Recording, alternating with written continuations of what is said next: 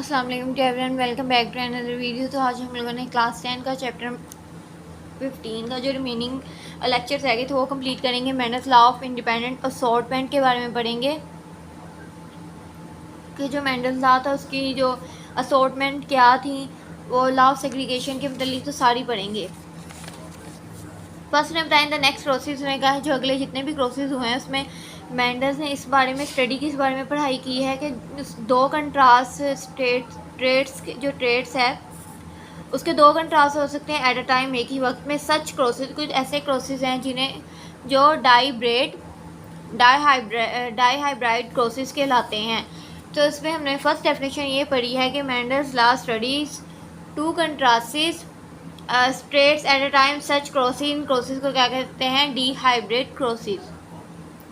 He perform experiment on two seed traits. इसने दो जो है अपने एक्सपेरिमेंट किए हैं, दो चीज़ों पे इसने मुशाहिदा परफॉर्म किया है।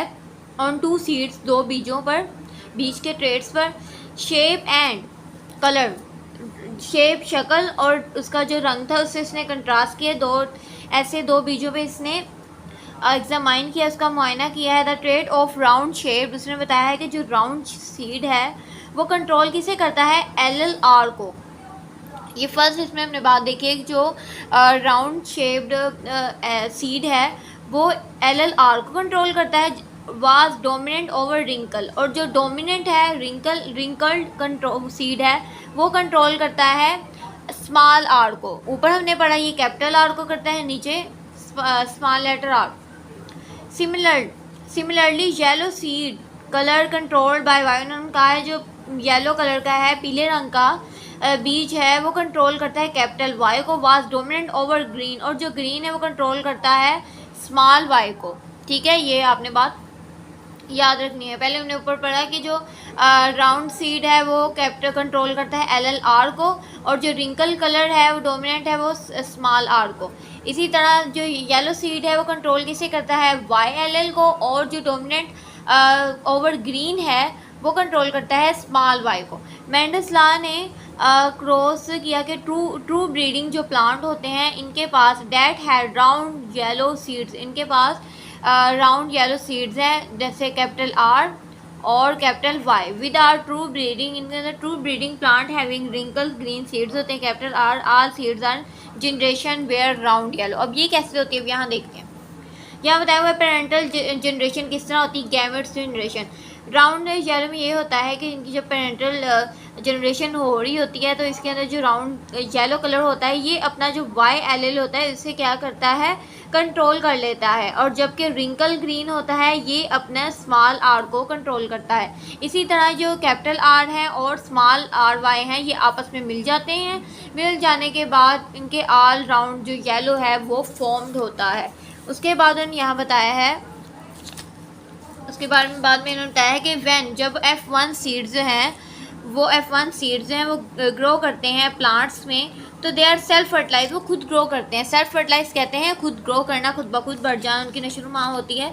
This cross produce seeds with 4 phenotypes, इनके अंदर 4 तरह के फिनोटाइप्स होते हैं। दे वर 315 राउंड येलो सीड, कुछ 315 येलो रंग के बीज होते हैं, और 180 राउंड ग्रीन सीड्स होते हैं। 101 रिंकल होते हैं। ये आपने याद रखनी है, MCQs में बहुत इंपॉर्टेंट होंगे। ठीक है, उसके बाद F1 में बताया उन्होंने कि F1 जो है कैसे मल्टीप्लाई करता है F1 के साथ, और ये बताए हैं कि जब R कैपिटल R स्मॉल आपस में जो इनका गैमेट्स है वो क्रॉस इनके अंदर होते हैं क्रॉसिस। तो यहाँ बताया राउंड येलो है RY और capital RY, small RY capital Y, small Y, ये आपस में जब राउंड येलो आपस में मिलते हैं तो उनमें ऐसे होता है कि ये वाला ये RY उन्होंने बॉक्स बना दिया है, ये इसे कहते हैं गैमेट्स फ्रॉम RY। इसमें ये होना ये वाले जो है सारे RY कैप स्मॉल R ये सारे इस साइड पे आ जाने हैं, और ये वाले जो होने वो सारे ऊपर आ जाने। ठीक है, अब आप लोगों ने देखना है इसमें होता क्या है। इसमें ये होता है कि जो कैपिटल R है, कैपिटल RY, ये वाला RY और ये वाला RY यहाँ आ गए। इसी तरह ये वाला R ये दोनों RY यहाँ आ गए।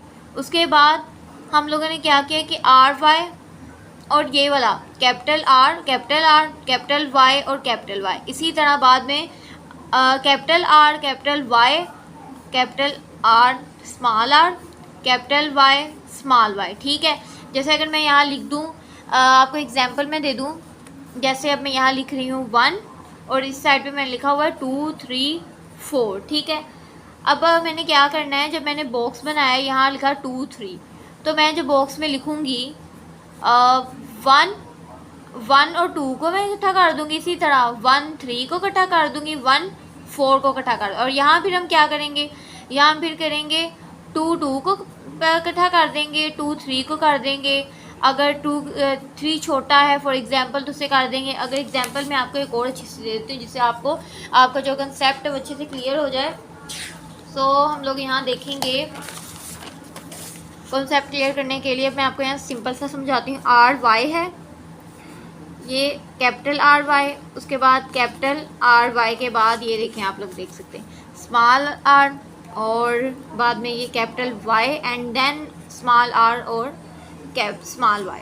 उसके बाद ये ऐसे हम लोगों ने किया एंड ऐसे ये लाइन लगाई, ये लाइन लगाई। ये पूछा भी जाता होता है, एमसीक्यूज में पूछ सकते हैं, और वैसे ये आता होता है। बड़ा कंसेप्ट आपका बस क्लियर होना चाहिए, उससे करते जाएं। R Y, capital R, small R, capital Y और स्मॉल आर, स्मॉल ही वाई। ये एक लाइन, 2 लाइन और ये 3 लाइन।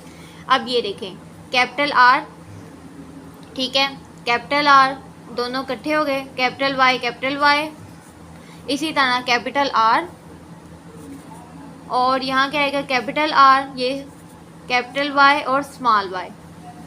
सो आपको समझ आ रहा है? अगर समझ आए तो मेरी वीडियो ज़्यादा लाइक भी करना, शेयर भी करना और मुझे बताना भी, जो बच्चे जिनका ये सब्जेक्ट और जिनका कॉन्सेप्ट जो है थोड़ा बहुत भी क्लियर हुआ है। ठीक है, और उसके बाद आर, स्मॉल आर आ जाएगा, ये वाला हम लोग करेंगे। उसके बाद